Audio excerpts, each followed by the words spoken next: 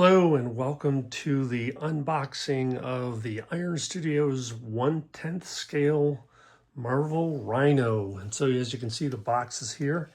It's a little bit beat up, but it's a pretty good sized box, just in case you're wondering. I mean, just over 17 inches tall and about 15 inches wide. So this is a pretty good sized box. So that should represent the size of the Rhino that's within. Okay, let's go ahead and get him out of there. Here he is unboxed from the shipper. The shipper's kind of like the Hot Toys type shippers, pretty solid, very rugged cardboard. As you can see, the one that I had was kind of beat up. So the thing seems to go through a lot as it makes its way towards you. I had this guy on order since June of last year. And it's interesting how a lot of these figures are getting waitlisted fairly quickly. If you look at the Sideshow Collectible website, and that's where I got him, no plug intended, of course. But the idea being is that everything on the Iron Studios sign seems to be waitlisted after a relatively short time. So it's interesting to see how this will all work. But I've always been a fan of the Rhino. Really pretty cool. Really nice box, nice artwork here representing what it is that's inside. So it's very kind of glossy here. You've got the Rhino symbol here on the back. Another view of the Rhino that will be inside. Looking forward to getting him out of the box and getting him looked at and showing him to you. And then kind of, we've got Iron Studios here. The top really doesn't have a whole lot there. Just kind of Marvel Rhino. In the bottom just has a bunch of their kind of like fine print kind of stuff. Nothing real major here. You can see I got that upside down, but you can kind of get a sense there. Nothing spectacular in there. So, all right. There you have the box, and we'll get him out here shortly. All right, here he is out of the shiny box. I've taken off all the wrapping, so he does come wrapped really well. Kind of interesting, this spot here was empty. I've gone through the wrapping. I don't see anything in there, so we'll see. Hopefully nothing's missing. But right away, looking at this, the scale looks interesting. We'll go into it here, but I typically look at the Rhino as kind of Thing or Hulk size, kind of like big characters compared to, let's say, of course, Spider-Man or Iron Man. But it's interesting. Look at this Hulk. This Hulk, same Iron Studios, same scale, 1/10, seems to be smaller. So we'll have to see how that all looks. But we'll go ahead and start looking at it. So here you can see what I like about it is the feel of this base. It's really kind of heavy. It feels like there's some heft to it.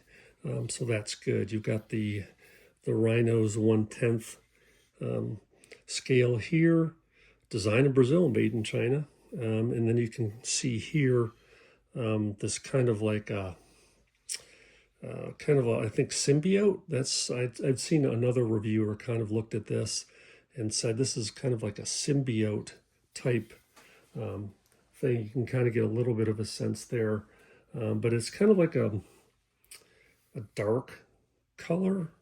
So the base is really kind of dark. You've kind of, obviously it's been damaged here. We'll see how that all works. Symbiote, if that's the case, there's some of that over here. And just going around, but really I like the look here. It looks like some kind of grates here. Oh, it kind of looks like Wolverine's been here. Not sure that's the case, but here you can go. So nice looking base. And then we'll look at some of the pieces that attach to him. Again, kind of hefty. Don't feel like this is light plastic or anything. It could very well be something like that. But you can see, looks good. There's a lot of detail. See these circles here. Again, some sort of bracket computer, some sort of computer lights here. Looks like there's the magnet where it'll attach. But yeah, really looks good, but it feels good. That's to me a big part of it.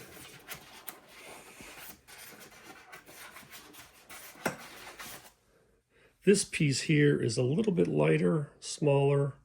This feels kind of like plasticky. Feels actually a little bit more hefty back in there. But yeah, I'm really impressed with the Iron Studios detail.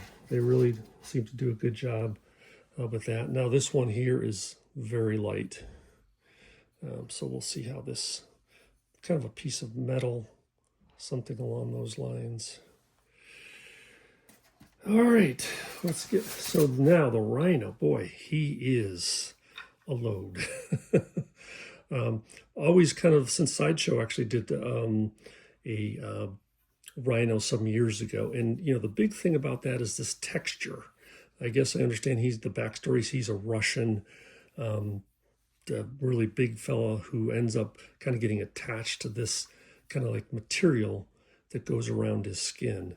But it's, yeah, you get that sense here, really very, very rough, calloused, kind of what you would expect from a Rhino, very much so. The horn looks detailed, looks good. And again, the expression on his face and his teeth, his mouth, looks good. Solid fists. And then in the back, you kind of get his hoofs as he's running here. Kind of in a hurry to go somewhere. All right, we'll go ahead and get this all assembled for you so you can see what it looks like together. All right, we've got them all assembled for you, as you can see here. Assembly really went well. What I am impressed with and what I like here is I've had before trouble with other Iron Studio pieces where the mating between the figure and the base has not been good. So there's been little spaces, but here this dropped right in, it's in solid. And then the accompanying pieces, they're not marked that I could see, but it's pretty easy to figure out where they go. So looking at him, you know, you're looking at 11 inches or so. The actual Rhino, probably 9.5 inches or so. That's how tall he is. And then from a width standpoint, you're probably looking at about 9.5 inches from the tip of the fist to the tip of the other fist. And then if we look here, through here from the far end here, you're looking at about 10 inches or so. So really pretty good size. And it looks good. Yeah, I'm really impressed with how the figure turned out. As you can see here, a lot of muscular definition, good. Again, the fabric of the suit is amazing, and I think that's kind of what gives him his power. These fit nicely, so the three pieces go in there nicely. And then as you can see here, really nice all around. So as I was saying, here's the Hulk. And when you kind of look at this piece here, you kind of see, because I think I always thought the Hulk was bigger than a Rhino. But here looks like proved me wrong. And then you can kind of get a sense here of the comparison of Spider-Man. Yeah, so of course Spider-Man, who was kind of the Rhino's first nemesis early on, is a lot smaller. So that kind of makes sense. But yeah, this to me, scratching my head a little bit with the size of the Hulk versus a Rhino. But maybe I've got that wrong. Anyway, let me know in the comments. So there you have it. If you like this video, please hit that thumbs up and feel free to leave a comment. Let me know what worked, what doesn't work, if you like different views or whatever. I've got the Wolverine coming in. That's due, I think, later this year. And then I think I've got the Hot Toys Mark 42 coming in later this year as well. We'll see how that all works out. Okay, that's it for now. So overall, I'd say this is a good figure. I like it. And if you like it, I'd see if you could pick one up. All right, take care. Have a good one.